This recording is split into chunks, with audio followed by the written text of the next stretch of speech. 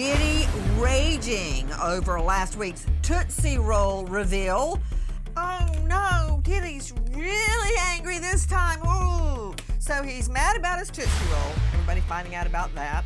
He is mad about, what is he mad about? Throngs of people not coming to the courthouse. Ever since I started investigating Sean Combs, all I've thought about was candy, candy, candy. You know what? I can barely open this Tootsie Roll midgie. Suddenly I've lost my appetite, Sean Combs, and I think it's because of you. We are learning that in one episode, one freak-off, as it is euphemistically called, some people call it sex trafficking, that Sean Combs actually dressed as a Muslim woman in a conservative dress, a burqa, where all you see are just the little slits of the eyes. Now, yes, Sean Combs was dressed in conservative female Muslim dress, a burqa, from the neck up. From the neck down, quite the dichotomy, he was entirely nude. Listen. The Punisher, aka Sheree Hayes, explains he earned the nickname for his basketball playing. He's been an exotic dancer since 1995. Hayes thought he was booked for a bachelorette party at the Trump International Hotel, but the woman in a wig who answered the door, she explained her husband wanted to watch them together and instructed him to pretend like the man in the corner, wearing nothing but a burqa to cover his face, wasn't there. Straight out to Lauren Collins standing by at the courthouse. A burqa? Who is the Punisher? We heard the testimony of Sheree Hayes, aka the Punisher, another escort that used to work with Cassie and Diddy. And this escort testified that he heard Cassie sigh a few times when she was being directed by Diddy during these freak-offs. He mentioned a lot of the same things that the other escort mentioned on the stand, Daniel Phillip, the way the room was set up. Okay, now, as much as we want to laugh about Sean Combs, aka Diddy, dressing as a conservative Muslim lady from the neck up, and then the dichotomy of Combs completely nude from the neck down, yeah, that might be, fun for a minute, like talking about his midgie Tootsie Roll. But the significance of what Lauren Collins just reported is that Shirley Hayes, aka the Punisher, and I believe we have a photo of Mr. Hayes somewhere. What he says corroborates what other sex workers say. And transporting sex workers from out of state into this jurisdiction for freak-offs is illegal. That's making out an element of the crime. What more did the Punisher say, Lauren Conlon? He also mentioned that he experienced erectile dysfunction as well, although Sheree Hayes was experiencing it before Diddy and Cassie, whereas Daniel Phillip said he started it because of Diddy and Cassie. Now, the Punisher, or Hayes, also wrote a book about erectile dysfunction, and there was a moment in court where everybody kind of laughed because the book is called In Search of Freezer Meat. Straight out to veteran trial lawyer joining us, Eric Faddis, trial lawyer, TV legal analyst, founding partner, Varner Faddis Elite Legal, former prosecutor. Eric Faddis, how are you going to get that mental image out of the jurors' minds? Because if you say anything about it as a defense attorney in closing argument, it's going to make them think of it again. But just hold this thought, Faddis. Sean Combs having a sex worker, a male sex worker, the Punisher, flown in from out of state. When he comes to the door, there's Sean Combs wearing a burqa to here and nothing from here down. And then sitting back in the corner telling the sex worker how to do his business. How are you going to get that out of the jurors' minds, Faddis? Nancy, a jarring image, not something you would ever want to highlight on the defense side. However, his testimony really kind of detailed sort of a threesome and kind of a cuckold sort of situation, and as that might offend the delicate sensibilities of some, but it is. Did you say a cuckold? Do people actually still say that word? Well, Cuckold? You mean a some man people, yeah. whose wife or lover is cheating on him? I thought the whole point of that is that the husband doesn't know about it. It sounds like you might know more about it than me. I'm not sure, but what it sounds like is that Probably. in this testimony, they're talking about threesomes, and while some people might not be so jazzed about that, that's something that's happening in the bedrooms of Americans every night across the country. And his testimony Oh also my scored some points goodness. from the defense. Okay, that's the best thing you've got for me is that wasn't a freak off, it was actually a threesome. Okay, I'll let you work on getting that mental image out of the minds of the jurors. Listen to this.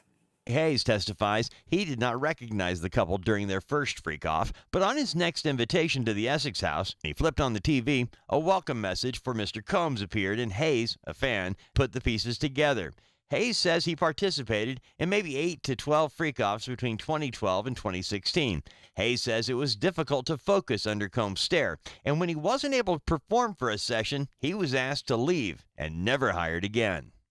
I mean, it's neither here nor there. This is not an element of proof, but joining me right now is Rob Shooter, longtime PR guru to Puffy, a.k.a. Diddy, a.k.a. Sean Combs. Doesn't work for him anymore. He is the host of a hit podcast, Naughty But Nice. That's at robshooter.substack.com.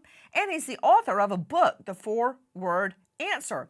Rob Shooter, I'm trying to keep count of how many men has Diddy given erectile dysfunction. I've already got, I think, 3. And that's just the ones that I know of. I mean, they come in and work with Diddy, and suddenly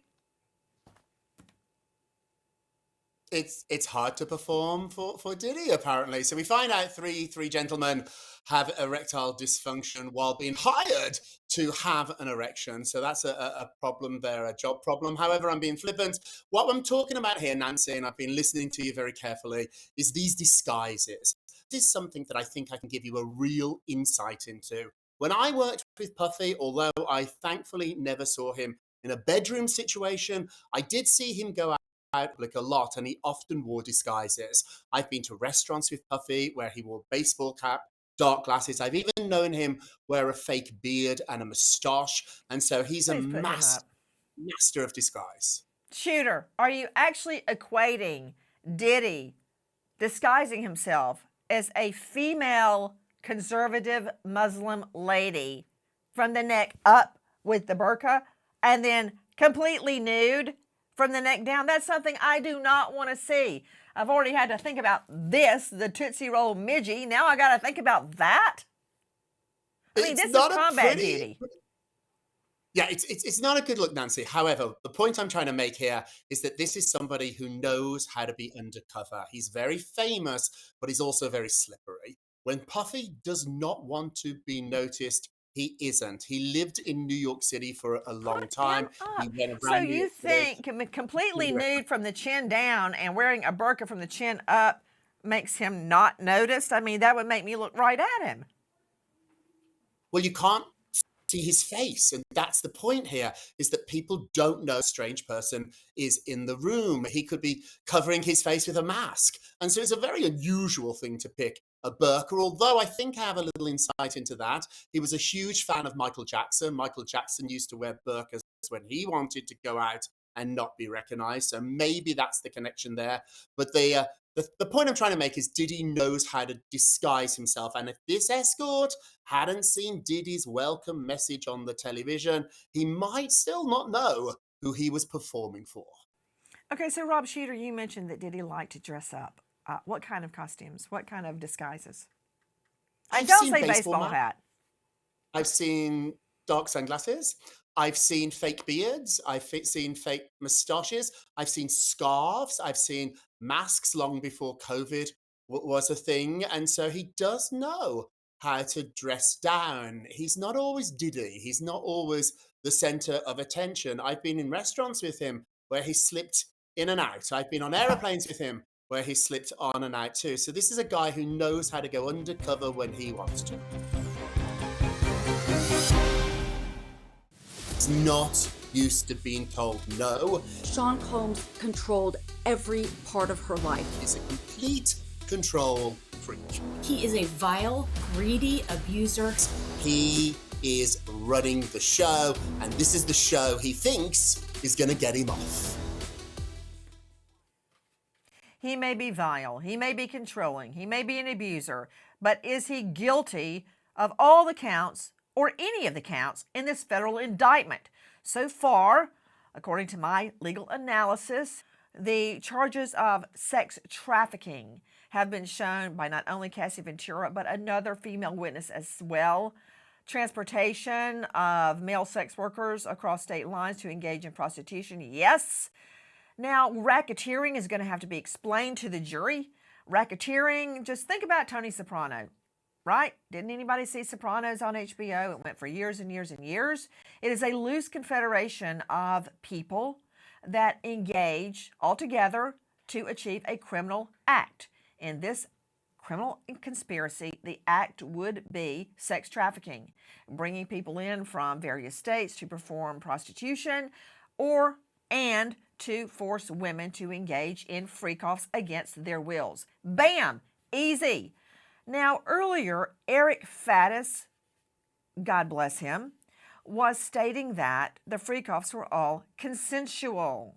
But my question is, what woman in her right mind would consent to have sex with not just a male escort, a lot of people do that, but a convicted killer? Sean Combs on trial in a federal courtroom. To Rob Shooter, former PR guru, to Sean Combs, you just stated that Combs spent an entire lifetime curating an image through video and photos. Like what? What image? Let me give you examples of this. There were images to make him look powerful, images to make him look important, images to make him look literally like a king. I got Diddy was People magazine's Sexiest Men Alive issue. He wanted the cover. He did not get that, but he was in the issue, and he shot it as if he was a king. He asked at the photo shoot if he could have a crown on his head, if he could have a coat, a fur coat, and he knew the power of images. I remember distinctly, he once said to me, "Rob, the story doesn't matter. The headline and the photograph is all anybody remembers." He knew the power of media, he knew the power of video, and he exploited it, and now it's going to bite him in the bum. Sydney Sumner, toward the end of the day, a shrink was on the stand. What can you tell me about Dr. Dawn Hughes? Nancy, we know that Dawn Hughes has testified for several important cases. She was called to the stand for R. Kelly's case, Keith Raniere, that sex trafficking case. She even testified in Amber Heard and Johnny Depp's trial, and she is a blind witness here. She is not privy to the facts of the case. She hasn't spoken to Cassie Ventura.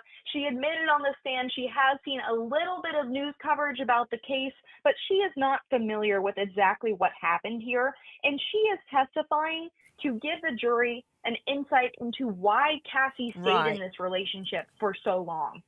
We wait as justice unfolds in the courtroom, and now we remember an American hero, police officer Demetrius Johnson, 34, passed away in the line of duty, leaves behind wife-turned-widow, Chosen, and his 2-year-old son. American hero Demetrius Johnson.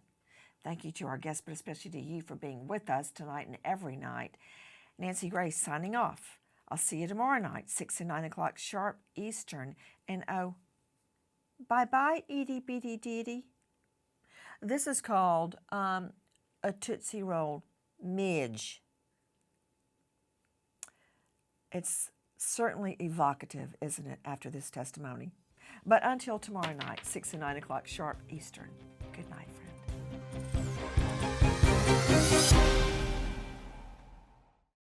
Please join us on our mission to find missing people, especially children, to solve unsolved homicides. If you're on the go, catch us on your favorite podcast app where you can get all of our content where we, in our own way, seek justice.